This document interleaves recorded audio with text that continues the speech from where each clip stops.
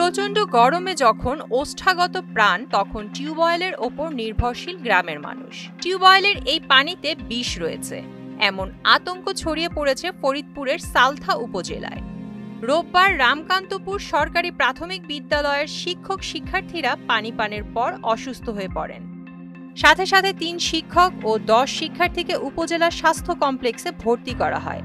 প্রাথমিক চিকিৎসা শেষে সবাই এখন সুস্থ আছেন।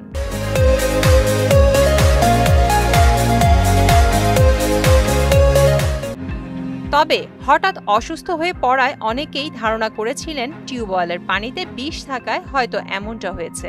বিদ্যালয়ের ভারপ্রাপ্ত প্রধান শিক্ষক অবশ্য বলেছেন, দীর্ঘদিন স্কুল বন্ধ থাকায় ময়লা আবর্জনায় জমেছিল বিভিন্ন স্থানে। সেগুলো পরিষ্কার পরিচ্ছন্ন করা হলেও দুর্গন্ধ দূর হয়নি। এই দুর্গন্ধই অসুস্থতার মূল কারণ বলছেন তিনি। 2 মাস যাবত টিউবওয়েল ইউজ করা হয় না, এরপরে ওইভাবে টিউবওয়েল চাপ দেওয়া হয় নাই। আমরা পানি বেশি চাপ দিলে হয়তো বা পানিটা খায় সমস্যা হতো না কারো। আর আমি স্কুলে এসে দেখলাম যে ঘটনা, পরে প্রত্যেকে হসপিটালে পাঠাইছি। কয়জন অসুস্থ? বালিয়া হসপিটালে আনুমানিক 10-15 জন শিক্ষক, শিক্ষার্থী, ছাত্র সহ। যে এখানে দীর্ঘদিন যেহেতু টিউবওয়েলটা বন্ধ ছিল, তো সেখান থেকে যে কোনোভাবেই হোক হয়তো ব্যাকটেরিয়া, ভাইরাস বা যে কোনোভাবেই হয়তো কোনো বিষক্রিয়া হতে পারে। সেই ব্যাপারে আমরা খোঁজখবর নেওয়ার জন্য আমাদের যে উপজেলা স্বাস্থ্য কমপ্লেক্সের যে উনি যে পরিবার পরিকল্পনা অফিসার এবং স্বাস্থ্য অফিসার আছেন টিএসইউ মহোদয়, ওনার সাথে কথা বললাম। খবর পেয়ে তাৎক্ষণিকভাবে বিদ্যালয়ে ছুটে যান উপজেলা স্বাস্থ্য কর্মকর্তা।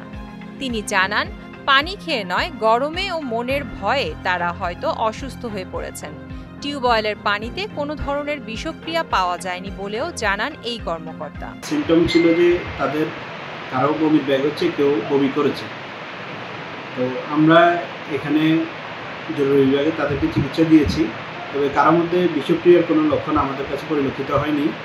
আর ইতিমধ্যে এখন তো বাজে প্রায় 2টো, ইতিমধ্যে 8 জনই সুস্থ হয়ে বাসায় চলে গেছে।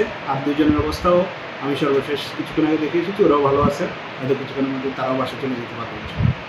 সালথা উপজেলার নির্বাহী কর্মকর্তা মোহাম্মদ আনিছুর রহমান বালি বলেন, তাদেরকে তাৎক্ষণিকভাবে প্রাথমিক যে চিকিৎসা দেওয়ার পরে সবাই সুস্থর পথে এবং আশঙ্কার কোনো কারণ নেই বলে আমাদের স্বাস্থ্য কর্মকর্তা জানিয়েছেন।